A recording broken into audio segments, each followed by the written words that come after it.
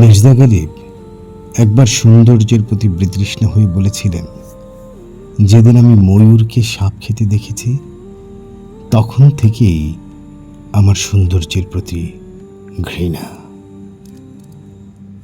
আমিও দেখেছি সুন্দর চেহারার আড়ালে কুৎসিত মন, মিষ্টি কথার পেছনে বিষাক্ত উদ্দেশ্য, হাসি মুখের নিচে নিষ্ঠুর হৃদয়।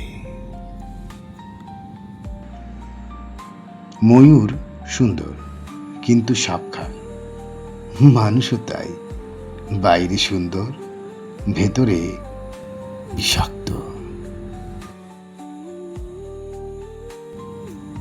সৌন্দর্য দিয়ে মানুষ চেনা যায় না, চেহারা দিয়ে হৃদয় বোঝা যায় না, কথা দিয়ে চরিত্র বোঝা যায় না।